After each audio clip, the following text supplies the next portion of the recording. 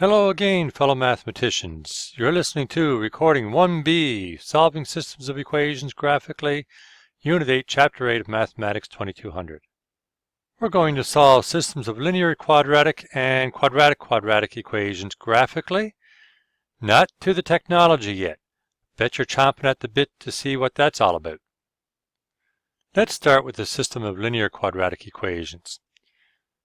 This first equation right here is linear. I can identify it because the highest exponent on the independent variable, in this case x, is 1. Your degree is your highest exponent of the independent variable. So this is degree 1, which means it's linear. The second one is degree 2. The highest exponent on the x is 2, so degree 2, therefore that's quadratic. Now I'll number these two equations so I can easily refer to them, equation 1 and equation 2. Now equation 1 is the linear, and I want to graph it. One way is to get the y by itself. Like so, I bring the negative y across the equal sign, so it's positive there. My slope is 1, and my y-intercept is also 1. So I get a pretty accurate graph if I have a y-intercept of 1, and then go up 1 over 1, up 1 over 1 for my slope. And get. Now equation 2 is our quadratic. I need to get y by itself there. Positive y equals negative x squared plus 6x minus 3. That won't be factorable very easily, so finding x-intercepts is not going to be very nice. I can tell the y-intercept is at 0 and negative 3 right away. So that's good. And a short table of values probably where I start with my vertex. So negative b over 2a gives me negative 6 over 2 times negative 1, which is positive 3. So going from there, some other convenient values for x might be 4, 5, 6. So it looks like when I put in 3, I got 6 for my vertex. So here, 1, 2, 3, up 6 right there. So I fill in the rest of my points or my x values, and I get these y values. So plotting those points gives me this side of my parabola. Now I just need to get the other side with some symmetrical points. But the axis of symmetry, if you recall that one. So I have a point 1 space to the right of the vertex, 1 left, and then 2 right, 2 left.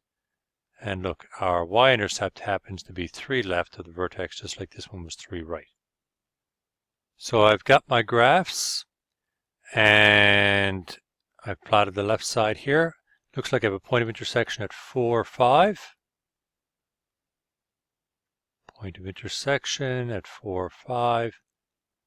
And I have a point of intersection at 1, 2. And we're not quite finished. We have to check the solutions in the original system. So we have to check both points in the original system, plug them in for x and y in both equations. So in equation 1, I put in 1 for the x and 2 for the y. 1 minus 2 is negative 1 plus 1 is 0. Yes, we have balance there. Now we do it in equation 2, same idea. Put in 1 for the x's and 2 for the y. 1 minus 6 plus 2 plus 3. And indeed, that does balance out to give me 0 equals 0. And that makes the point 1, 2 a solution for the system. Now, what about the point 4, 5? Turns out it balances the first equation when we substitute in for x and y. And it turns out it balances the second equation as well. So therefore, the point 4, 5 is a solution for the system. For example 2, we do two quadratics. And we know they're both quadratic because the highest power of x is 2. That's their degree. So basically, now that I've numbered the two equations, 1 and 2 for reference, I've got to rearrange them so that their y is by itself. So in the first one, I do that by moving all the terms except the y to the right side. In the second one, I want to have a positive y, so I moved that over to the right side, brought the 19 over to the left. So in this first one, I'm just making my table right around my equation here. In this first one, negative b over 2a, that's the negative of negative 16 is 16 over 2 times negative 2, which is negative 4. So I'll get negative 4 for the result there to start my vertex. For the second one, I'll have negative 8 over 2 times 1, which is negative 4 again. Interesting. So to make a long story short, I put in my values of x starting with my vertex, and these are the y values I got. Now I'll plot those points. So I have them plotted. Now I use the symmetry of the parabola to get some other points for the other half of the graph. I'm guesstimating where the negative 12 is. So there's that graph completed. Let's do the other one. And there's my completed table for the second graph. Now I need to graph that one. So like the last one, I've graphed the points from my table. They're on the left side of the parabola, and I've used symmetry to get the other side. So that one's graphed now. And we have point of intersection at negative 3 and 4. And at negative 5 and 4.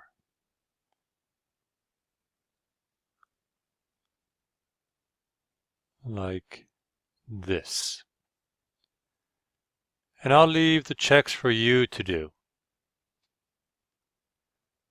In conclusion, when finding solutions to a system of equations graphically, accuracy is important, so make sure you do a good table of values. Check points of intersection in both original equations. And remember, it's possible that the system may have no solution, one solution, two solutions, or in the case of a quadratic system, infinitely many solutions.